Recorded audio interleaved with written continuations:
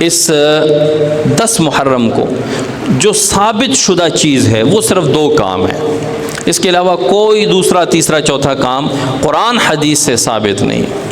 ایک، جب آپ صلی اللہ علیہ وسلم نے مکہ مکرمہ سے مدینہ منورہ ہجرت فرمائی تو مدینہ منورہ میں یہودی آباد تھے اور انہوں نے روزہ رکھا ہوا تھا، 10 محرم تھا، روزہ رکھا ہوا تھا۔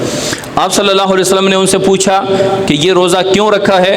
انہوں نے کہا کہ اس دن اللہ تعالیٰ نے ہمارے پیغمبر حضرت موسیٰ علیہ السلام کو فرعون کے لشکر سے نجات عطا فرما دی اور فرعون کو دریا میں غرق فرما دی۔ تو آپ صلی اللہ علیہ وسلم نے فرمایا کہ ہم زیادہ حق رکھتے ہیں کہ اپنے بھائی کی نجات کی خوشی میں روزہ رکھیں، حضرت موسیٰ علیہ السلام کی نجات کی خوشی میں روزہ رکھیں۔ اور آپ صلی اللہ علیہ وسلم نے فرمایا کہ اگر اگلے سال میں زندہ رہا تو میں 10 محرم کے ساتھ 9 محرم کا روزہ بھی رکھوں گا تاکہ ان یہودیوں کے ساتھ مشابہت نہ آ جائے۔ تو ایک عمل تو یہ حدیث سے ثابت ہے۔ اچھا، رمضان المبارک کے روزے فرض ہونے سے پہلے محرم کے روزے فرض تھے، جب رمضان المبارک کے روزے فرض ہو گئے تو 10 محرم کا روزہ نفلی ہو گیا، جو رکھنا چاہے رکھ سکتا ہے، جو نہیں رکھنا چاہتا نہ رکھے، ثواب ہے، اس میں اجر ہے۔ تو اس میں ایک عمل تو روزہ ہے، 9 اور 10 محرم کا روزہ۔ اگر کسی نے 9 کا روزہ نہیں رکھا، 10 کا رکھ لیا تو وہ ساتھ میں 11ویں محرم کا روزہ رکھ لے، تب بھی 2 ہو جائیں گے۔ لیکن اگر کسی نے بامر مجبوری صرف 10 محرم کا روزہ رکھ لیا تب بھی جائز ہے، لیکن یہ نفلی روزہ ہے، مستحب ہے، رکھ لے ثواب ہے، نہ رکھے کوئی گناہ نہیں۔ ہمارے ہاں فرض پر اتنی انگلیاں نہیں اٹھاتی جاتی جتنا نفلی کاموں میں۔ او بھائی، آپ کے گھر میں کسی نے روزہ نہیں رکھا؟ ہمارے گھر میں تو ساری عورتوں نے رکھا ہے، آپ کے گھر میں کسی نے روزہ؟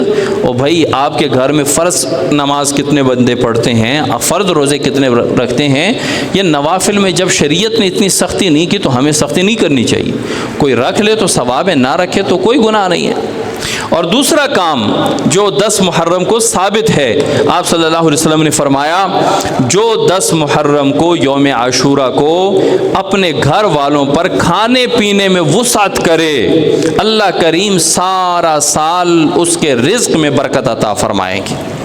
10 محرم کو یعنی روٹین میں جو کھانا پینا گھر میں آتا ہے، 10 محرم کو ذرا زیادہ کھلا دے، گوشت لا دے، پھل لا دے، کچھ مزید کوئی اچھی ڈشز بنا کے، جس طرح عید کے موقع میں پکائے جاتے ہیں، اسی طرح کوئی زیادہ گھر میں کھانے پینے کی چیزیں لا دیں، گھر والوں پر وسعت کریں، اللہ کریم پورا سال ان پر رزق میں وسعت فرمائیں گے۔ حضرت سفیان رضی اللہ تعالی رحمۃ اللہ علیہ فرماتے ہیں کہ جربناہ فوجدناہ، ہم نے اس کو بار بار تجربہ کیا ہے اور ہم نے اس کو ایسا ہی پایا ہے کہ جب بھی ہم نے 10 محرم کو اپنے گھر والوں پر وسعت کی ہے، اللہ تعالیٰ نے پورا سال ہمارے رزق میں اضافہ فرمایا ہے۔ اللہ کریم عمل کی توفیق عطا فرمائے۔ وما علینا الا